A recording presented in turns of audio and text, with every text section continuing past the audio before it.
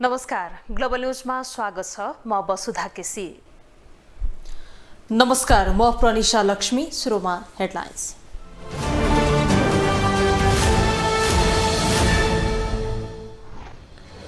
राष्ट्रपतिमा पूर्व सभामुख द्वय पौडेल र नेङवाङको उम्मेदवारी। पौडेलको पक्षमा 8 दलको समर्थन रहँदा एक्लियो एमाले। राष्ट्रपतिमा पौडेल र नेङवाङको उम्मेदवारीसँगै अङ्कगणितको जोड घटाउ सुरु। निर्वाचनको दिनसम्म समीकरण बदल्ने ओलीको आश।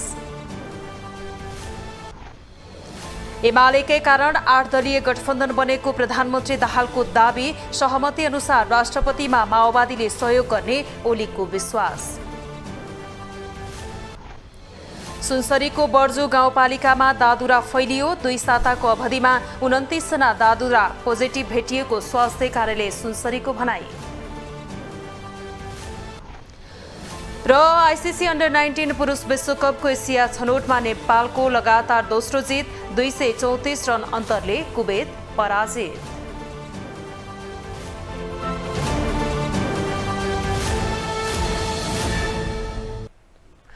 ग्लोबल न्यूज अब विस्तारमा। फागुन 25 गते हुने राष्ट्रपतिको चुनावका लागि नेपाली कांग्रेसका वरिष्ठ नेता रामचन्द्र पौडेल र नेकपा एमालेका उपाध्यक्ष सुभाष चन्द्र नेङवाङ बीच प्रतिस्पर्धा हुने भएको छ। राष्ट्रपति चुनावका लागि आज पौडेल र नेङवाङले उम्मेदवारी दिएका छन्। पौडेललाई माओवादी केन्द्र, नेकपा एकीकृत समाजवादी र जनता समाजवादी सहित 8 दलीय गठबन्धनको समर्थन रहेको छ। नेङवाङ भने एमाले नेताहरूको प्रस्ताव र समर्थनमा चुनावी मैदानमा होमिएका हुन्। फागुन 25 गते हुने राष्ट्रपतिको चुनावमा नेपाली कांग्रेसका वरिष्ठ नेता रामचन्द्र पौडेल र नेकपा एमालेका उपाध्यक्ष सुभाष चन्द्र नेङवाङ बीच हेभीवेट प्रतिस्पर्धा हुने भएको छ। निर्वाचन आयोगले राष्ट्रपतिको चुनावका लागि बनाएको कार्यतालिका अनुसार शनिबार पौडेल र नेङवाङले राष्ट्रपतिको चुनावका लागि मनोनयन दर्ता गरेका छन्। पूर्व सभामुख समेत रहेका एमाले उपाध्यक्ष नेङवाङले मध्याह्न 12:30 बजे संघीय संसदको लोकसेहल पुगेर मनोनयन दर्ता गरेका थिए।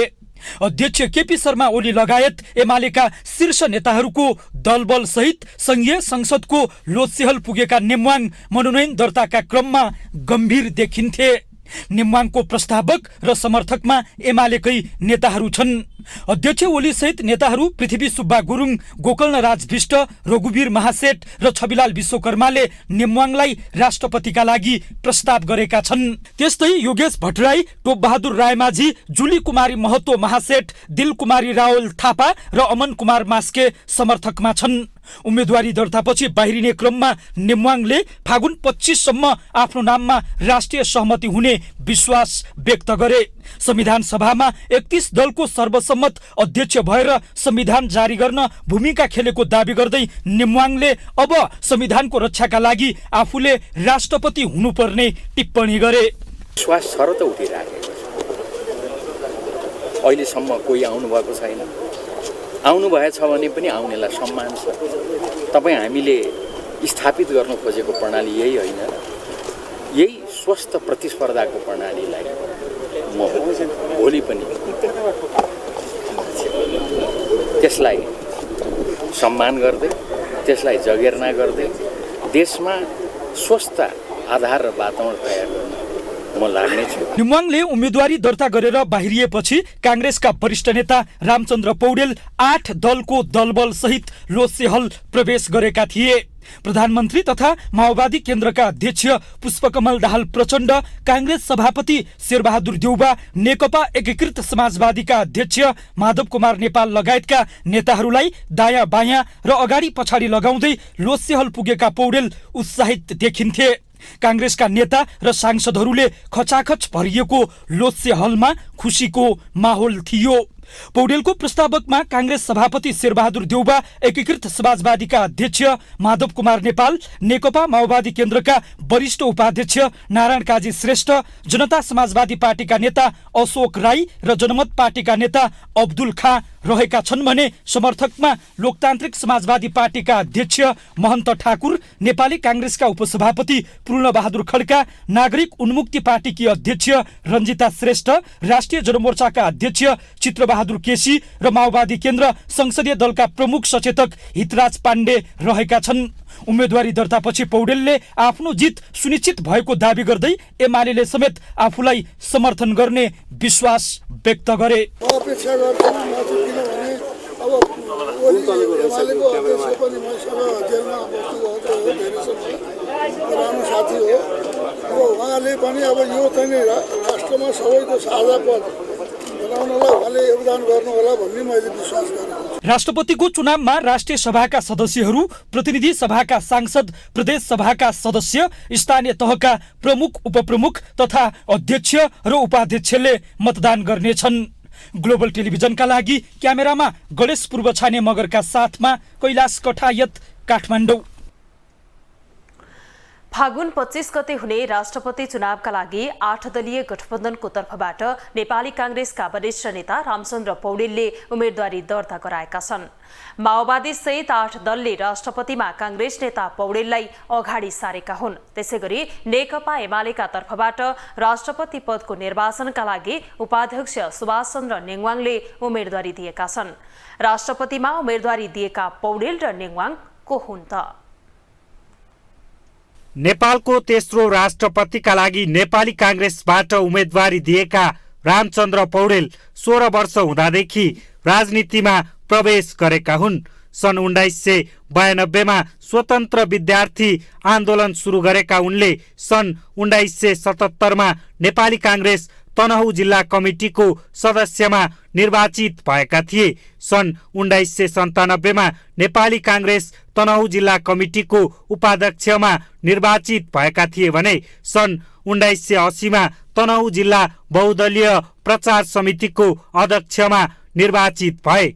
सन् 1983 मा नेपाली कांग्रेसको केन्द्रीय प्रचार समितिको संयोजक भएका पौडेल नेपाली कांग्रेसको केन्द्रीय समितिको सदस्यमा नियुक्त भई सन् 1987 मा केन्द्रीय स्तरको प्रचार ब्युरोका प्रमुख समेत बने। 2006 मा नेपाली कांग्रेसको केन्द्रीय समितिको महासचिव हुँदै 2007 सालमा नेपाली कांग्रेसको केन्द्रीय कमिटीको उपसभापति बने। नेपालका 3 पटकका प्रधानमन्त्री तथा नेता शेरबहादुर देउवालाई 2008 सालमा पराजित गरी नेपाली कांग्रेसको संसदीय दलको नेतामा निर्वाचित भए भने 2009 सालको पार्टीको 12औं महासभामा केन्द्रीय कार्य समिति सदस्यमा निर्वाचित भई नेपाली कांग्रेसको उपाध्यक्ष भए। 2048 सालमा तनहुँ 1 बाट र 2051 सालमा उनले निर्वाचन क्षेत्र फेर्दै तनहुँ 2 बाट उम्मेद्वार बनी विजयी भए। 2051 सालमा भएको चुनावमा जित हासिल गरेर प्रतिनिधि सभाको सभामुख बने। 2048 सालमै संसद छिरेका पौडेल 2049 सालमा मन्त्री बने। 2056 देखि 2058 सम्म ज्ञानेन्द्र शाहको शासनकालमा र गिरिजा प्रसाद कोइरालाको प्रधानमन्त्री कालमा उप प्रधानमन्त्री सहित गृह मन्त्रालयको बागडोर सम्हाले। 2056, 2064, 2070 मा उनी तनहुँ 2 बाट नै विजयी भए। 2074 मा पराजित भए। स्थानीय विकास तथा कृषि मन्त्री, शान्ति तथा पुनर्निर्माण मन्त्री समेत बनेका पौडेल पञ्चायत विरोधी आन्दोलनमा लागेका कारण उनी पटक पटक गरी 15 वर्ष जेल जीवन समेत बिताएका थिए। प्रतिनिधि सभा निर्वाचन 2079 मा पौडेल तनहुँ क्षेत्र नम्बर 1 मा 25,361 मत ल्याई विजयी भएका थिए। नेपालको तेस्रो राष्ट्रपतिका लागि नेकपा एमालेबाट उम्मेदवारी दिएका सुभाष चन्द्र नेङवाङ इलाम नगरपालिका 7 सुन्तलाबारीमा विक्रम सम्वत 2009 फागुन 28 गते जन्मिएका हुन्। नेङवाङले अनेरासोबीबाट राजनीतिमा प्रवेश गरेका थिए। विक्रम सम्वत 2028 सालबाट राजनीतिमा निरन्तर क्रियाशील नेङवाङ एमालेको केन्द्रीय न्यायिक समिति सदस्य हुँदै हाल उपाध्यक्ष छन्। विक्रम सम्वत 2048देखि 2052सम्म राष्ट्रिय सभा सदस्य बनेका उनी त्यस लगत्तै पुनः राष्ट्रिय सभा सदस्य भएका थिए। प्रतिनिधि सभा निर्वाचन 2056मा इलाम 2बाट निर्वाचित उनी राष्ट्रिय सभा निर्वाचन 2064 र 2070मा इलाम 2बाट निर्वाचित भएका थिए। प्रतिनिधि सभा निर्वाचन 2074 र 2079मा इलाम 2बाट लगातार निर्वाचित भएका नेमवाङ एमाले संसदीय दलको उपनेता र 2056 सालमा सार्वजनिक लेखा समिति सभापति भएका थिए। उनी विक्रम सम्वत 2063मा पुनः स्थापित प्रतिनिधि सभाको सभामुख, 2064 सालमा व्यवस्थापिका संसदको सभामुख, 2065 र 2070 सालमा संविधान सभा अध्यक्ष र सभामुख र 2072 सालमा रूपान्तरित व्यवस्थापिकाको सभामुख भएका थिए। विक्रम सम्वत 2051मा न्याय कानुन तथा संसदीय राज्य मन्त्री हुँदै मन्त्री भएका उनी सामान्य प्रशासन मन्त्री र स्थानीय विकास मन्त्री भएका थिए। राजनीतिमा प्रवेश गर्नुअघि नेपाल ल क्याम्पसमा प्राध्यापन र कानुन व्यवसाय वरिष्ठ अधिवक्ता रहेका उनले पञ्चायती निरङ्कुशता विरुद्धको राजनीतिक आन्दोलनका क्रममा पटक पटक सार्वजनिक सुरक्षा अन्तर्गत नजरबन्दमा समेत परेका थिए। 2033 सालमा राजकाज मुद्दामा केन्द्रीय कारागारमा थुनामा रहँदा कम्युनिस्ट पार्टी कोअर्डिनेसन केन्द्र मालेमा संगठित भएका नेमवाङ एमालेको केन्द्रीय न्यायिक समिति सदस्य हुँदै नेकपा स्थायी कमिटी सदस्य समेत बनेका थिए। 2033 सालमा राजकाज मुद्दामा केन्द्रीय कारागारमा थुनामा रहँदा कम्युनिस्ट पार्टी कोअर्डिनेसन केन्द्र मालेमा संगठित भएका नेमवाङ एमालेको केन्द्रीय न्यायिक समिति सदस्य हुँदै नेकपा स्थायी कमिटी सदस्य समेत बनेका थिए। प्रधानमन्त्री तुलसी गिरीको पालामा चलाइएको राजकाज मुद्दामा 7 महिना कैद सजाय भोगेका नेमवाङ प्रतिनिधि सभा निर्वाचन 2079मा इलाम क्षेत्र नम्बर 2बाट विजयी भएका थिए। ग्लोबल टेलिभिजनका लागि क्यामेरामा निर्मल तिमल सिन्हाका साथमा अभिषेक सापकोटा, काठमाडौँ। आगामी 25 गते हुने राष्ट्रपति निर्वाचनका लागि उम्मेदवारी दर्ता गराएका दलहरूले आफ्नो उम्मेदवार विजयी हुने बताएका छन्। 8 दलीय गठबन्धनबाट नेपाली कांग्रेसका वरिष्ठ नेता रामचन्द्र पौडेल र एमालेका तर्फबाट उपाध्यक्ष सुभाष नेङवाङले उम्मेदवारी दर्ता गराएसँगै दलहरूले आफ्नै तर्क राखेका हुन्। आगामी 25 गते हुने राष्ट्रपति निर्वाचनका लागि दलहरूले उम्मेदवारी दर्ता गराएका छन्। शनिबार 8 दलीय गठबन्धनबाट नेपाली कांग्रेसका वरिष्ठ नेता रामचन्द्र पौडेल र एमाले उपाध्यक्ष सुभाष नेङवाङले उम्मेदवारी दर्ता गराएका हुन्।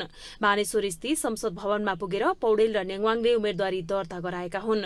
उम्मेदवारी दर्ता समारोहमा सहभागी नेताहरूले प्रतिक्रिया समेत दिएका छन्। नेपाली कांग्रेसका उपसभापति तथा सांसद धनराज गुरुङले राष्ट्रपति निर्वाचनपछि पनि प्रधानमन्त्रीमा पुष्पकमल दाहालको निरन्तरता हुने बताए। शुक्रबार नयाँ बानेश्वर स्थित संसद भवनमा संचारकर्मीसँग कुराकानी गर्दै उनले राष्ट्रपतिको निर्वाचनपछि पनि प्रधानमन्त्री पुष्पकमल दाहाल नै रहनुहुने बताएका हुन्। 25 गते पछि पनि प्रचण्डजी नै प्रधानमन्त्री रहिरहनुहुन्छ, प्रचण्डजी नै प्रधानमन्त्री रहिरहनुहुन्छ। त्यसो भएपछि स्थिर अस्थिर कसले भन्ने? प्रचण्डजी नै प्रधानमन्त्री, निरन्तर प्रधानमन्त्री अहिले भनिरहेको छैन, धेरै पहिलादेखि भनेको थिएँ र अहिले पनि भनिराखेको छु, निरन्तर प्रधानमन्त्री उहाँ नै हो। यता नेकपा एकीकृत समाजवादीका प्रमुख सचेतक प्रकाश ज्वालाले राष्ट्रपतिमा कांग्रेस वरिष्ठ नेता रामचन्द्र पौडेल विजयी हुने निश्चित भइसकेको दावी गरेका छन्।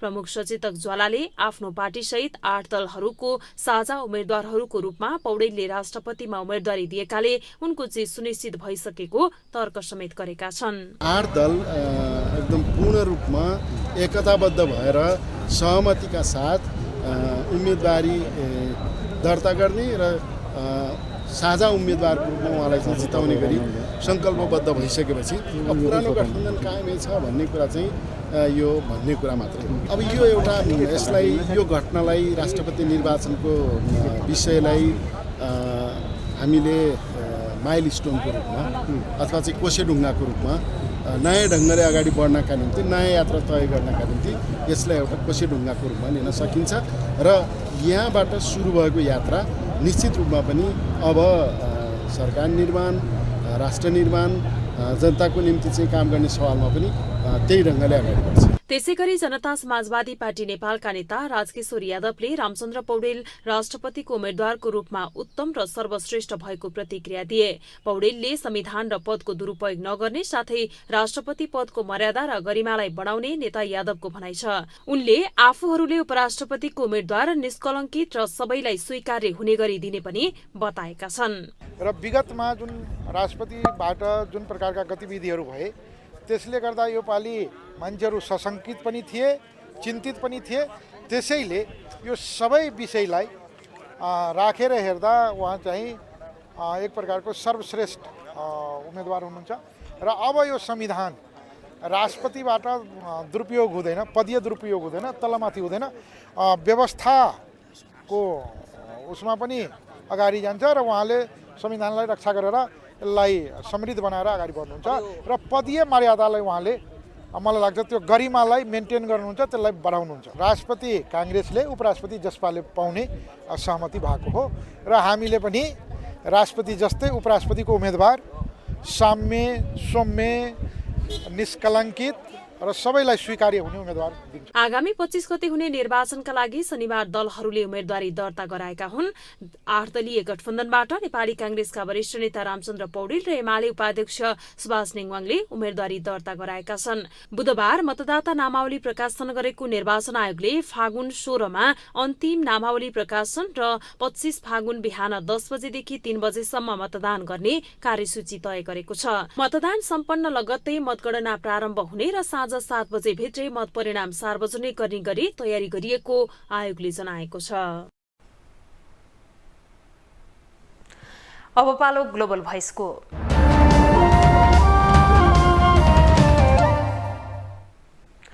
आगामी 25 गते हुने राष्ट्रपति निर्वाचनका लागि 8 दलीय गठबन्धनबाट नेपाली कांग्रेसका वरिष्ठ नेता रामचन्द्र पौडेल र एमालेको तर्फबाट उपाध्यक्ष सुभाष चन्द्र नेङवाङको उम्मेदवारी दर्ता भएको छ। भावी राष्ट्रपति कुन दलको र को भन्ने विषयमा लामो रस्साकसीपछि सत्ता साझेदार दलहरू दुई ध्रुवमा नै विभाजित भएको अवस्था छ। यसै विषयलाई केन्द्रित भएर ग्लोबल भोइसमा आज हामीले सर्वसाधारणलाई सोधेका छौं, राष्ट्रपतिमा उम्मेदवारी दर्ता गराएका दुई उम्मेदवारको विषयमा तपाईको धारणा के छ भनेर। सुभाष चन्द्र नेवाङ, म त्यही विचारको मान्छे भएर हाम्रो पार्टी भनौँ न उपयुक्त भनेर त पार्टीले निर्णय गरेपछि त हामीले त मान्नु पर्यो नि, मान्नु पर्यो। फेरि सुभाष चन्द्र नेवाङमा कमजोरी पनि केही देखिँदैन। त हामीले राजा महेन्द्रको पालाबाटको शासन हेर्दै आयौँ। अहिलेका नेताहरूले जुन राजा महेन्द्रले ल्याइदिएका कुरा थिए ती सबैलाई पन्छाएर चोर, डाँका, फटा, लुटेरा कुरा सिवाय अगाडि सारेनन्। त्यसो हुँदाले यिनीहरू सधैँ नै भन्न त मिल्दैन। राष्ट्रपतिको लागि यो दुईटै उम्मेदवार ठिक छैनन्। यी दुईटा यो देख्ला अहिले सुहाउने उम्मेदवारै उठे आएन। मैले के जवाब दिउँ बाबु? मलाई त लाग्छ अब सुभाष चन्द्र नेवाङ चाहिँ राइट हो जस्तो लाग्छ रामचन्द्र भन्दा चाहिँ। तर अब दुईजनामा अब को जवाब पनि उही हो, हामीलाई त केही फरक पर्दैन होइन। तर पनि अब उसले सुभाष नेवाङ चाहिँ सुरुदेखि नै अब धेरै काम गरिसकेको, सभा भइसकेको मान्छे, अब धेरै उसलाई एक्सपिरियन्स छ। अब धेरैले रुचाउँछ पनि, मलाई यसो विचार गर्दा चाहिँ हरेक मान्छेले चाहिँ रुचाउँछ उसलाई, त्यसैले उही हुनु बेस हो। राम्रो मान्छे होस्, राम्रो मान्छेलाई चुनोस्, शुभकामना। के अरे यो व्यवस्था नै परिवर्तन होस् भन्ने चाहन्छु। मेरो त राष्ट्रपति पद्धति नै खारिज हुनुपर्छ भन्ने लाग्छ मलाई। सुभाष चन्द्र नेवाङ चाहिँ उपयुक्त लागेको छ मलाई। ऊ चाहिँ अलि बौद्धिक क्षमता र पहिला पनि संविधान सभाको सभामुखमा चाहिँ राम्रो भूमिका गर्नुभएको हुनाले उहाँ नै हुनुपर्छ राष्ट्रपति। प्रधानमन्त्री पुष्पकमल दाहालले एमाले अध्यक्ष केपी शर्मा ओली कांग्रेसलाई राष्ट्रपति दिन तयार नभएपछि नयाँ गठबन्धन बनेको दावी गरेका छन्। पुस 10 गतेको सहमति अनुसार राष्ट्रपति एमाले पाउनुपर्ने बताएको भए पनि प्रधानमन्त्री दाहाल भने एमालेकै कारण अर्को गठबन्धन बनाएको दावी गरेका हुन्। नेकपा एमाले नेतृत्वमा रहेको सत्ता गठबन्धनबाट बाहिरिँदै नयाँ गठबन्धन बनाएका प्रधानमन्त्री पुष्पकमल दाहालले एमालेकै कारण अर्को समीकरण बनेको दावी गरेका छन्। 8 दलीय गठबन्धनलाई राष्ट्रिय सहमतिको अर्थ लगाएका प्रधानमन्त्री दाहालले एमाले तयार नभएकै कारण अर्को गठबन्धन बनाउनु परेको बताएका छन्। उनले राष्ट्रपति कांग्रेसलाई दिएर राष्ट्रिय सहमतिको वातावरण बनाउन अध्यक्ष ओलीलाई आग्रह गरेको भए पनि ओलीले अस्वीकार गरेको आरोप समेत लगाए। नेकपा एमालेका अध्यक्ष केपी शर्मा ओलीसँग यही बालुवाटारमा कुरा गर्दा तपाईँ र म राष्ट्रिय सहमतिको चाहिँ सूत्रधार बनौँ, नेपाली कांग्रेसलाई राष्ट्रपति तपाईँ र मेरो सहमतिले दिउँ, सबभन्दा ठुलो पार्टीको राष्ट्रपति हुन्छ, तपाईँको सभामुख भएकै छन्, राष्ट्रिय सभाको अध्यक्ष पनि छन्, हामी दुईटै गएर नेपाली कांग्रेसलाई राष्ट्रपति तपाईहरु लिनुहोस् भन्यो भने त एउटा नयाँ राष्ट्रिय सहमति हुन्छ भनेको थिए, तर उहाँले मान्नु भएन। यता नेकपा एमालेका अध्यक्ष केपी शर्मा ओलीले पुस 10 गते भएको सम्झौता अनुसार नै प्रधानमन्त्री पुष्पकमल दाहालले राष्ट्रपतिमा एमाले उम्मेद्वारलाई सहयोग गर्ने दावी गरेका छन्। अध्यक्ष ओलीले प्रधानमन्त्री दाहालले आफूलाई अप्ठ्यारो परेको र दबाव आएको कुरा गरेको भनिरहे पनि पुस 10 गतेको सम्झौता अनुसार नै एमाले उम्मेद्वारलाई सघाउनेमा विश्वस्त रहेको बताए। अध्यक्ष ओलीले 8 दलीय गठबन्धनमा रहेका सबै दलहरूसँग निरन्तर छलफल भइरहेको समेत बताएका छन्। एक त वर्तमान सरकार गठन गरेकै बेला पुस 10 गते नै यस विषयमा एकजना लागिसकेको थियो। हामीले डिस्क्लोज नगरेको मात्रै स्थिति हो। त्यसो भएर यसमा सहमत सबै पक्ष, यसमा प्रतिबद्ध भएर आफ्नो कमिटमेन्ट पुरा गर्नुहुन्छ भन्ने हामीले विश्वास लिएका छौँ। आफ्ना प्रतिबद्धताबाट, आफ्ना वचनबद्धताबाट, आफूले सार्वजनिक गरेका विषयहरूबाट, कुराहरूबाट कोही पनि पछि हट्ने खालको काम हुन सक्दैन भन्ने हाम्रो धारणा छ। एमाले नेतृत्वको गठबन्धनबाट अलग हुँदै माओवादी अध्यक्ष प्रचण्डले कांग्रेस वरिष्ठ नेता रामचन्द्र पौडेललाई राष्ट्रपतिको उम्मेद्वारका रूपमा अघि सारेका छन्, जसले अहिलेको सत्ता समीकरण भत्किने निश्चित भएको छ। ग्लोबल टेलिभिजनका लागि क्यामेरामा गणेश पूर्व छाने मगरका साथमा अमृत राज काफले, काठमाडौँ। जनता समाजवादी पार्टीका अध्यक्ष उपेन्द्र यादवले आगामी दिनमा प्रदेश सरकार झनै सशक्त भएर जाने बताउनु भएको छ। जनकपुर सञ्चारकर्मीसँग कुरा गर्दै उहाँले आफ्नो पार्टीले उपराष्ट्रपति पाउने सहमति भइसकेकाले सहमति अनुसार नै अब अघि बढ्ने बताउनु भएको हो। उहाँले प्रदेश सरकार आगामी दिनमा स्रोत साधन र अधिकार सम्पन्न बनाउने, कर्मचारी र प्रहरी प्रशासनहरू प्रदेश सरकारले नै परिचालन गर्ने गरी अघि बढ्ने दावी समेत गर्नुभयो। अब उपराष्ट्रपति हामीले पाउने, राष्ट्रपति नेपाली कांग्रेसले पाउने कुरा समझदारी भइसकेको छ, आउँछ। त्यस विषयमा अब बिस्तारै छलफल हुँदै अगाडि बढ्छ। अब प्रदेशहरू अझ बलियो हुन्छ। अब आउने दिनमा प्रदेशहरूलाई बलियो बनाउने, प्रदेश सरकारलाई स्रोत साधन र अधिकार सम्पन्न बनाउने, कर्मचारी प्रशासन र प्रहरी प्रशासन लगायतकाहरू प्रदेश सरकारले नै परिचालन गर्ने गरी अगाडि बढ्नेछ आउने दिनमा। अध्यक्ष यादवले सत्ता गठबन्धनले मध्य प्रदेशमा कुनै समस्या नआउने दावी गर्नु भएको छ।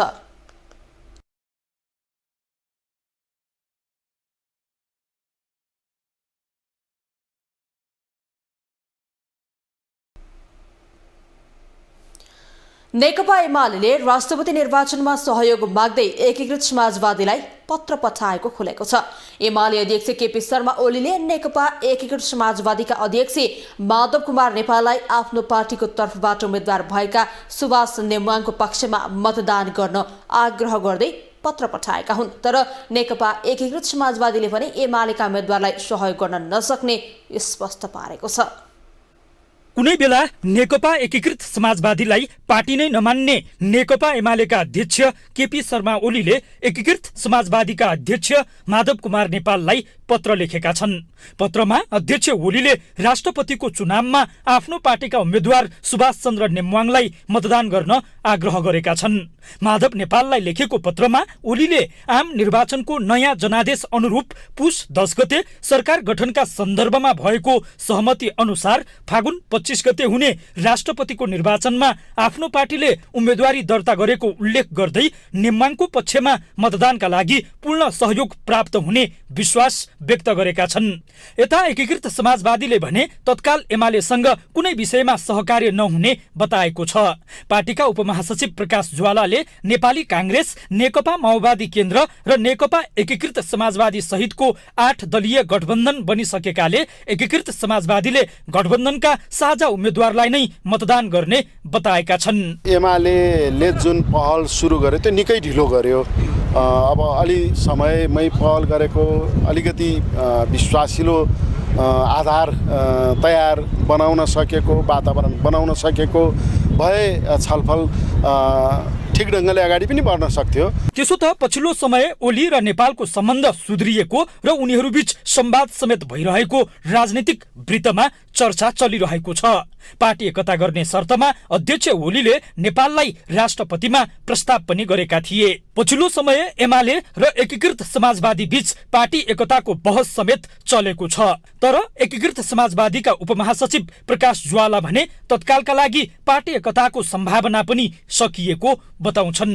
पछिल्लो अवधिमा जति बेला चाहिँ पुरानो गठबन्धन अथवा अहिले को गठबन्धन टुट्ने अवस्था सिर्जना भयो, त्यसपछि मात्रै हामीलाई खोज्ने काम भयो र त्यसले गर्दाखेरि अब एकाएक चाहिँ एउटा नयाँ ढङ्गले चाहिँ जाने स्थिति सिर्जना हुन सकेन।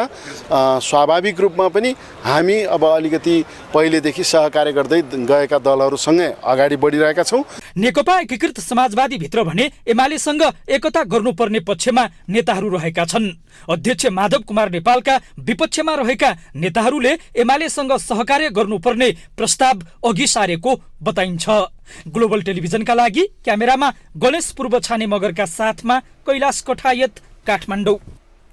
प्रधानमन्त्री पुष्पकमल दाहालले बर्खास्त गर्ने चर्चाका बीचमा राप्रपाका तर्फबाट सरकारमा सहभागी भएका मन्त्रीहरूले राजीनामा बुझाएका छन्। राष्ट्रपति चुनावका विषयमा सत्ता साझेदार दलहरूका बीचमा फरक मत देखिएपछि राप्रपाले सरकार छाडेको हो। तर सरकारमै सहभागी रहने नेकपा एमालेले भने तत्काल सरकार नछाड्ने भएको छ। एमालेले राष्ट्रपति चुनावसम्म सरकारमै रहने बताएको हो। सत्ता साझेदार दलहरूका बीचमा राष्ट्रपति चुनावका बारेमा फरक मत रहेका बेला सरकारमा रहेको राप्रपाले सरकार छाडेको छ। राप्रपाका तर्फबाट सरकारमा सहभागी मन्त्रीहरूले शनिबार राजीनामा दिएका छन्। सरकारबाट बाहिरिएको राप्रपाले सरकारलाई दिएको समर्थन भने फिर्ता लिइसकेको छैन। राष्ट्रपति चुनावमा मत हाल्ने वा नहाल्ने भन्ने विषयमा पार्टीभित्र फरक मत रहेका बेला राप्रपाले भने केही दिनमा बैठक बसेर आवश्यक निर्णय लिने बताएको छ। हामीले हिजो जुन समीकरण बनाएर जुन उद्देश्यका साथ सहकार्य गरेर सरकारमा गएका थियौँ, अहिले त्यो समीकरण नै परिवर्तन, सत्ता सहकार्य नै परिवर्तन भइसकेको सन्दर्भमा अब एकछिन पनि बेसी समय सरकारमा बस्नु अनुचित हुन्छ भनेर हामी सरकार। यता नयाँ गठबन्धन बनेको भए पनि नेकपा एमालेले भने तत्काल सरकार नछाड्ने भएको छ। एमाले अध्यक्ष केपी शर्मा ओलीले राष्ट्रपतिका बारेमा पुस 10 गते भएको सहमति अनुसार माओवादी केन्द्रले समेत मतदान गर्ने विश्वास व्यक्त गर्दै राष्ट्रपति चुनावपछि मात्रै सरकारमा सहभागिताका बारेमा निर्णय गर्ने संकेत गरेका छन्। 25 गते थाहा भयो। अङ्कगणितमा त तपाईँहरू पछि सक्नुभयो नि। गणित कहिले गर्नुभयो, कहाँ गर्नुभयो? दलीय त्यो चाहिँ मत भार हेर्ने हो भने त कुन दलले भन्यो? 8 दल कसको पक्षमा त्यसमा अलिकति फरक देखिएको छ। तपाईँहरूसँग यो फरक बाहिरी प्रधानमन्त्री पुष्पकमल दाहालले भने एमाले पनि सरकार बाहिर पुगेको निश्चित भएको बताएका छन्। राप्रपा सरकारबाट बाहिरिएपछिको अवस्थामा फेरि विश्वासको मत लिने संकेत गरेका प्रधानमन्त्री दाहालले त्यस बेलासम्म नयाँ समीकरण अनुसारको सरकार गठन हुने बताएका छन्। ग्लोबल टेलिभिजनका लागि क्यामेरामा निर्मल तिमेल सिन्हाका साथमा कैलाश कठायत, काठमाडौँ। सुनसरीको बर्जु गाउँपालिकामा दादुरा फैलिएको छ। 2 साताको अवधिमा बर्जुमा 29 जना दादुरा पोजिटिभ पाइएका हुन्।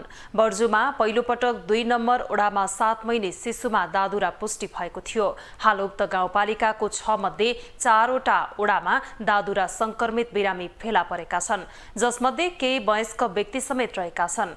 यो सँगै गाउँपालिकाको एकै स्थानमा एकसाथ 5 जना बढी दादुरा संक्रमित भेटिएसँगै स्वास्थ्य कार्यालय सुनसरीले आपतकालीन कार्ययोजना अघि बढाएको छ। प्रदेश एक सरकार, स्वास्थ्य मन्त्रालय, विश्व स्वास्थ्य संगठन यूनिसेफ तथा स्थानीय निकायसँगको समन्वयमा दादुरा फैलन नदिन स्वास्थ्य कार्यालय सुनसरीले एकसाथ 10,000 बालबालिकालाई दादुरा विरुद्धको खोप लगाउने तयारी थालेको स्वास्थ्य कार्यालय सुनसरीका प्रमुख सागर प्रसाईले बताउनुभयो। उहाँले दादुरा अति संक्रमित रोग भएकाले एउटै क्षेत्रमा 5 जना पुष्टि भए यसलाई महामारीको रूप लिने बताउनुभयो।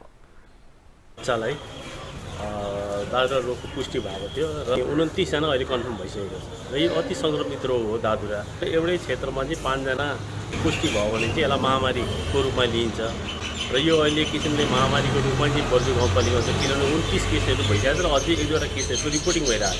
यसलाई चाहिँ निवारण गर्न यसको सङ्क्रमण हुने जुन दर छ यसलाई घटाउनलाई चाहिँ हामीले आउटरिच रेस्पोन्स इम्युनाइजेसन भन्ने गर्नुपर्छ, ओआरआई गर्नुपर्छ।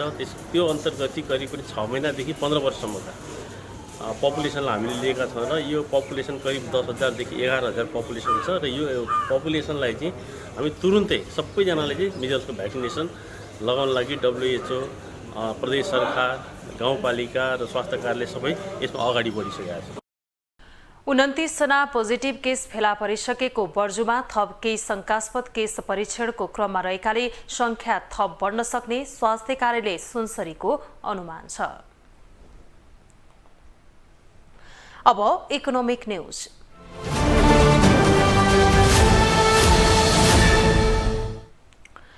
करिब 1 वर्षदेखि सङ्कटोन्मुख भएको भनिएको नेपाली अर्थतन्त्रमा केही सुधारका सङ्केत देखिए पनि अझै दिगो हुने अवस्थामा छैनन्।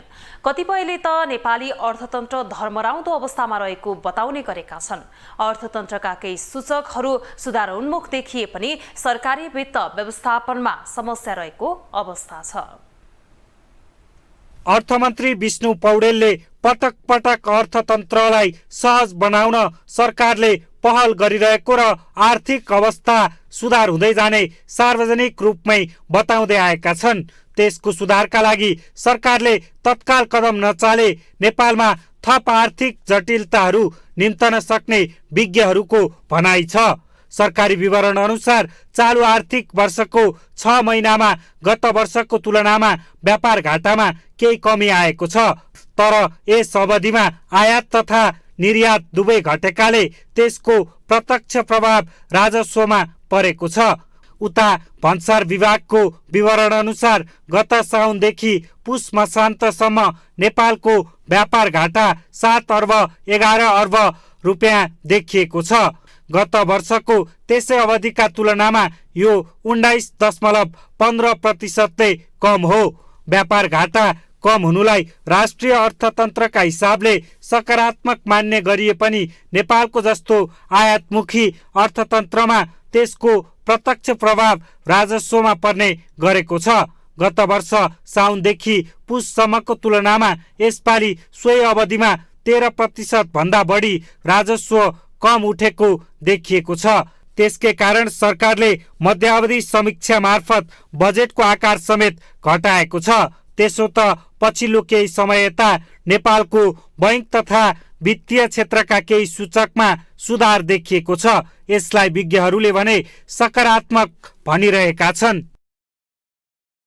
अलिकति अप्ठ्यारो स्थितिमा त हो, किन व्यापारी व्यवसायीहरूले अब बजारमा म त भनौँ न कारोबार गर्नलाई पैसा उनीहरूले चाहे अनुसार पाएको छैनन्, ब्याज दर बढी छ। अब बजारमा ब्याङ्क वित्तीय संस्थामा अहिले त निक्षेप राम्रै जम्मा भइरहेछ, तर व्यापारी व्यवसायीहरूले मात्रै नलिएको हो। त्यस कारणले गर्दा र विदेशी सञ्चित पनि राम्रोसँग छ। अहिले 9 महिनाको लागि पुग्ने चाहिँ सञ्चित छ, आयात धान्न सक्ने। त्यसले गर्दा अब अर्को चाहिँ नि शोधान्तर बचतै छ 97 अरबको चाहिँ नि त्यसले गर्दाखेरि चाहिँ अर्थतन्त्र एकदमै अप्ठ्यारो स्थितिमा चाहिँ नि छैन। मैले के भन्छु भन्दा तटस्थ स्थितिमा छ। तटस्थ अब कता जाने हो, अब सरकारको नीति र केन्द्रीय ब्याङ्कले लिने नीति र सरकारले स्पेसली मुख्य रूपमा सरकारले लिने नीतिले चाहिँ नि फरक पार्छ। अर्थतन्त्रमा केही सुधारको अवस्था देखिएको भए पनि विश्व अर्थतन्त्रमा देखिएको मन्दीको असर नेपालको अर्थतन्त्रमा समेत पर्न सक्ने देखिएको छ। चालु आर्थिक वर्षको पुस मसान्तसम्म वाणिज्य बैङ्कहरूको खुद आम्दानी 40% भन्दा बढीले बढेको विवरण आएको छ। त्यसलाई समेत सकारात्मक रूपमा लिनुपर्ने पूर्व गभर्नर नेपालको भनाइ छ। सरकारको सुपर रेगुलेटर सरकार हो। सरकारले अहिले सप्लिमेन्ट्री पूरक बजेट ल्याउनै पर्छ। पूरक बजेटमा विशेष त आर्थिक सुधारका कार्यक्रमहरू भनेर अहिले बजारमा देखिएको समस्यालाई एड्रेस गर्ने खालको कार्यक्रम ल्याउनै पर्छ। त्यही हो, अर्को उपाय छैन। नेपाल राष्ट्र बैङ्कका अनुसार गत वर्षको तुलनामा रेमिट्यान्सबाट हुने आम्दानीमा केही सुधार आएको छ। गत साउनदेखि मङ्सिरसम्मको विवरण हेर्दा गत वर्षको सोही अवधिको तुलनामा विप्रेषण आप्रवाह 23% बढेको राष्ट्र बैङ्कको विवरणले देखाउँछ। ग्लोबल टेलिभिजनका लागि क्यामेरामा गणेश पूर्वछाने मगरका साथमा अभिषेक सापकोटा, काठमाडौँ। अब इन्टरनेसनल न्युज।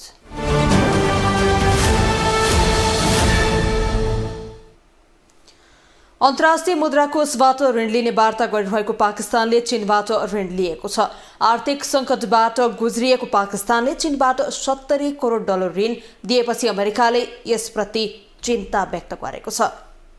यही समयदेखि पाकिस्तान आर्थिक सङ्कटमा गुज्रिरहेको छ। अहिले पाकिस्तानमा पेट्रोलियम पदार्थदेखि खाद्यान्नको भाउ वात्तै बढेको छ, जसले पाकिस्तानी जनता आर्थिक सङ्कटको चक्रव्यूहमा फसेका छन्। आर्थिक सङ्कटको सामना गरिरहेको पाकिस्तानले ऋण लिएर सङ्कट टार्न अन्तर्राष्ट्रिय मुद्रा कोषसँग वार्ता गरिरहेको थियो। तर पाकिस्तानले मुद्रा कोषसँगको वार्ताकै बीच चीनबाट ऋण लिएको छ, जसले गर्दा अन्तर्राष्ट्रिय मुद्रा कोषदेखि अमेरिकासम्म रुष्ट भएका छन्। चीनले पाकिस्तानलाई $70 करोड ऋण दिएपछि अमेरिकाले यसप्रति चिन्ता व्यक्त गरेको हो। अमेरिकी विदेश मन्त्रालयका दक्षिण तथा मध्य एसियाली मामिलाका सहायक विदेश मन्त्री डोनाल्ड लूले चीनले पाकिस्तानलाई दिएको भारी ऋणका कारण उत्पन्न परिस्थितिको फाइदा उठाउन सक्ने चिन्ता व्यक्त गरेका छन्। अमेरिकाले दक्षिण एसिया क्षेत्रका देशहरूसँग आफ्नो निर्णय आफै लिन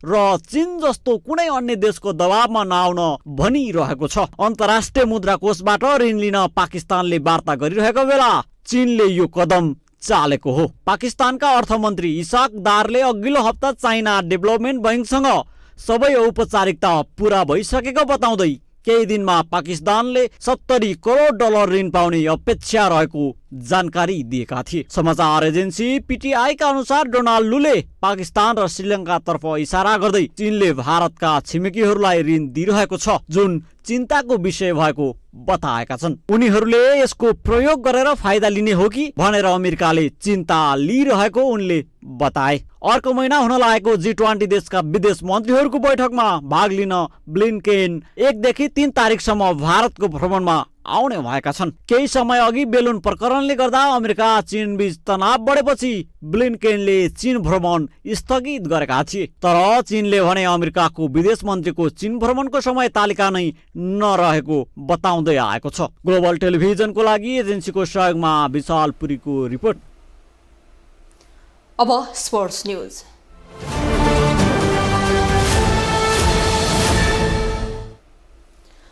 आइसिसी अन्डर-19 पुरुष विश्वकपको एसिया छनौट प्रतियोगिता अन्तर्गत नेपालले लगातार दोस्रो जित हात पारेको छ।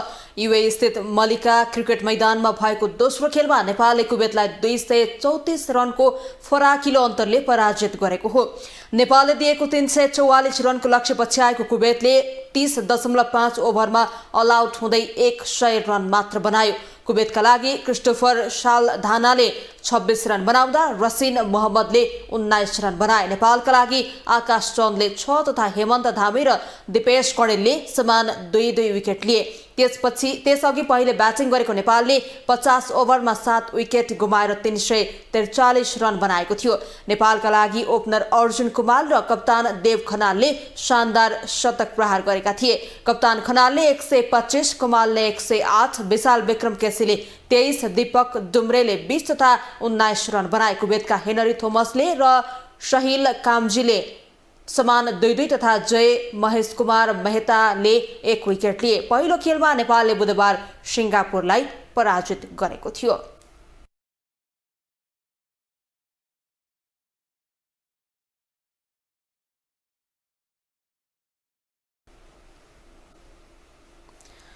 ग्लोबल न्यूजको अन्तिम हेडलाइन्स पुनः एकपटक।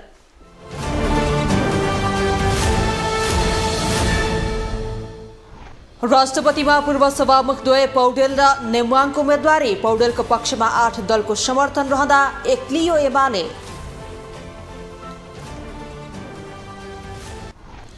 राष्ट्रपतिमा पौडेल र नेमुवाङको उम्मेदवारीसँगै अङ्कगणितको जोड घटाउ सुरु। निर्वाचनको दिनसम्म समीकरण बदल्ने ओलीको आश। एमालेकै कारण 8 दलीय गठबन्धन बनेको प्रधानमन्त्री दाहालको दावी। सहमति अनुसार राष्ट्रपतिमा माओवादीले सहयोग गर्ने ओलीको विश्वास। सुनसरीको बर्जु गाउँपालिकामा दादुरा फैलियो। 2 साताको अवधिमा 29 जना दादुरा पोजिटिभ भेटिएको स्वास्थ्य कार्यालय सुनसरीको भनाई। र आइसिसी अन्डर-19 पुरुष विश्वकपको एसिया छनौटमा नेपालको लगातार दोस्रो जित। 234 रन अन्तरले कुवेत पराजित।